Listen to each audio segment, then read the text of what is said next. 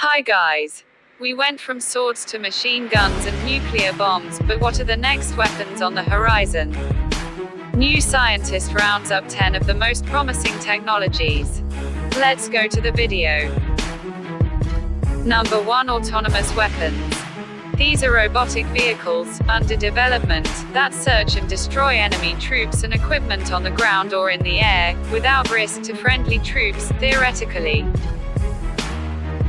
How they work: onboard computers interpret sensor data to identify and target hostile forces with built-in weapons.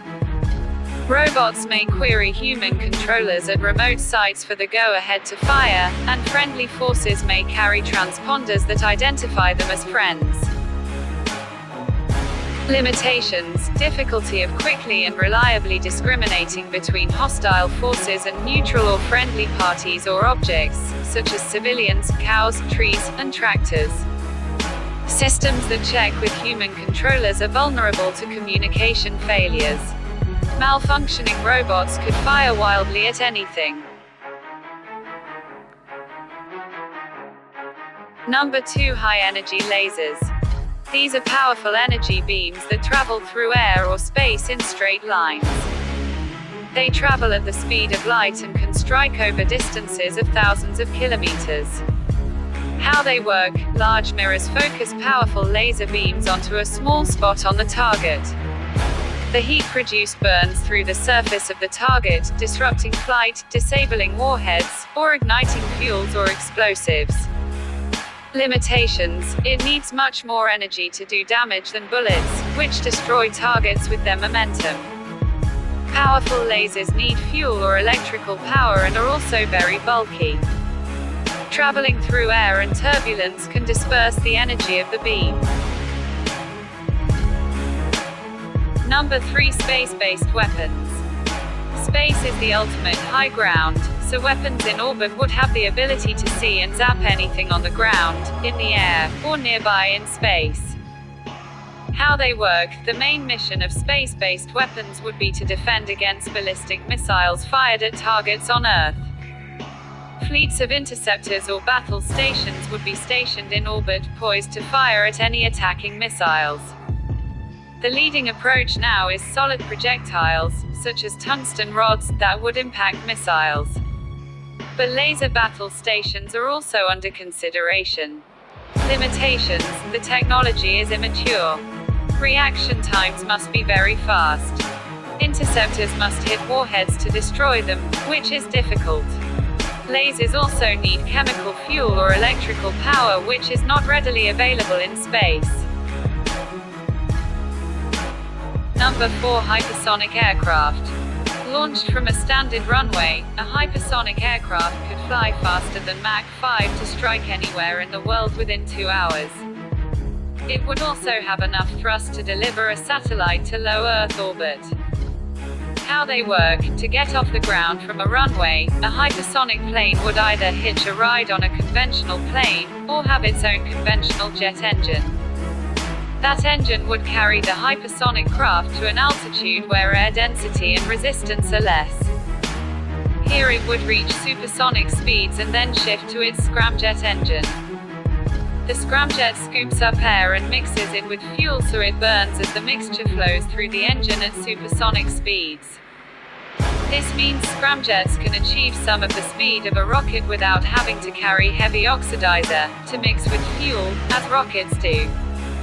Limitations: the technology is immature, with many engineering issues unresolved.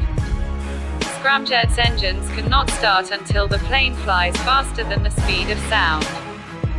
Plus, hypersonic flight has so far only been demonstrated for small unpiloted craft carried to high speed by other vehicles, and other planned experimental craft are too small to carry a pilot.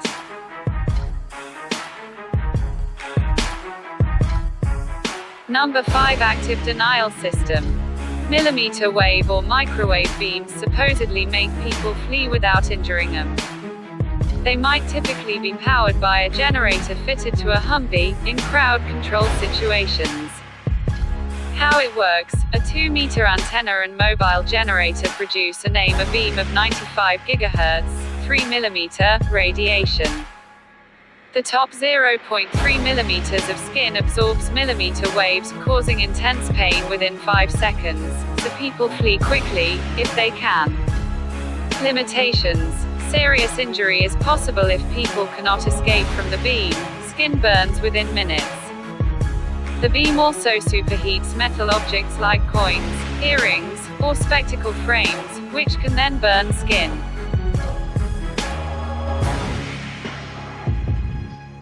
Number 6. Nuclear missiles. Nuclear missiles are able to deliver unmatched destructive power anywhere in the world, making them the ultimate level of military power.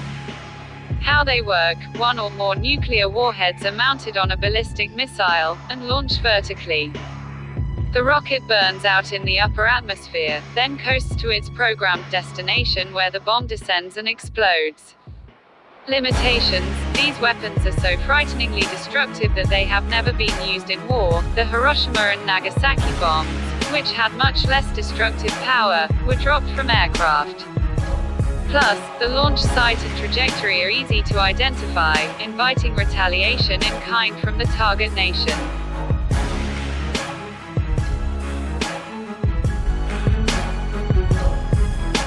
Number 7. Stun guns, tasers. Tasers disable people with bursts of high-voltage electricity, allowing police to subdue them without lasting injury. How it works: a special gun fires darts on wires. These deliver a pulse of electricity that temporarily disrupts control of voluntary muscles. Police target body or legs to avoid vulnerable areas such as head and neck. Without muscle control, people fall to the ground. Limitations. Tasered people may be injured when they fall to ground. Darts can injure the throat, eyes, or genitals. Pulses can cause muscle spasms or seizures, and deaths have been reported.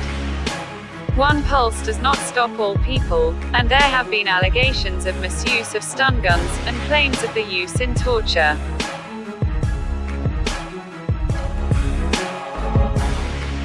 Number 8. E-bombs. High-power microwave pulses can knock out computers, electronics, and electrical power, crippling military and civilian systems. How they work: a rapid increase in electromagnetic field strength during a pulse induces surges of electric current in conductors. This burns out electrical equipment. Semiconductor chips are particularly vulnerable. Special bombs generate the most intense pulses covering large areas, but unmanned aircraft carrying smaller generators can pinpoint targets. Limitations. The effects can depend on local conditions, and are hard to predict. Sensitive enemy military equipment can be shielded, and microwaves also disable friendly electronics within range. Number 9. Layered missile defense. Layered missile defense offers the best chance to shoot down attacking ballistic missiles. How it works: multiple anti-missile systems are deployed to target ballistic missiles during different stages of the attacking missile's flight. The boost phase, while the rocket's firing engines makes it easy to spot, mid-course, while the warhead coasts in space, and the terminal phase, as it approaches the target. Each phase, or layer, of defense increases the chance of successful destruction of the missile. Limitations. Depends on efficiency of each layer. The system is very expensive to build, test, deploy, and maintain. The initial boost phase is easiest to target, but requires extremely fast reaction times.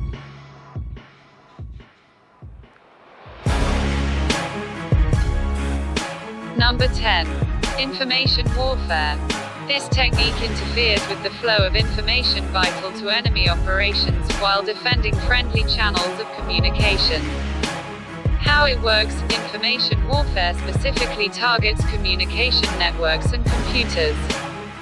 Expert computer hackers, called crackers, might break into or overload military computers and networks, or spread computer viruses. Jammers might also block radio and television transmissions. Misinformation is circulated deliberately. Limitations: the US relies more on computers and communications than most of their potential adversaries, making the technique a potential threat to them, and of limited use against low-tech opponents. Both sides are also vulnerable to misinformation.